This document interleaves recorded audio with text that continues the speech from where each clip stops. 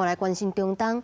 以色列顶礼拜当批准去，互军队去占领加沙地区。即卖以色列的军队是已经伫遐要强制加沙的居民疏散去南部。这若是去引起国际社会批评。以色列的人质家属嘛发起大罢工，抗议政府选择扩大战争，嘛唔赶紧谈判，互人质倒转来。 困怒的群众行伫特拉维夫街路，为要停场的全国大罢工做者开始。全以色列有超过400地点加入这场抗议。If we won't stop the country will not survive. It's demolishing the country. Is destroying the label Israeli and Jewish. The Jewish people was not in such a terrible condition since the Holocaust.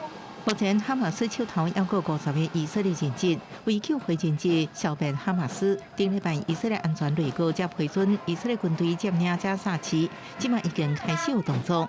以色列国防部宣布17开始稳准发布棚，甲避难设施，予加沙居民，准备将强制向南部来疏散。 תן להם את האפשרות לצאת, קודם כל לצאת מאזורי לחימה, ובכלל לצאת מהרצועה, אם הם רוצים.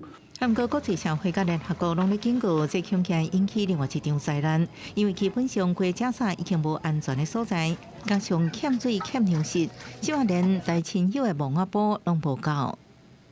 مفخر قبر قاعدين لابن عمي الله يرحمه رحمه الله عليه امبارح دفنا جارنا حبيبنا صديقنا حطينا ابن عمي معاه من قله الوسع في القبور فيش وسع 这几日，以色列军队也开始加大轰炸加沙市，当地一个用来避难的学校，昨仔遭到以色列军队轰炸，造成爆棚内底外口无辜的家庭受害。死亡大部分是囡仔甲妇女，17加沙市的阿赫利病院共款被炸7人死亡。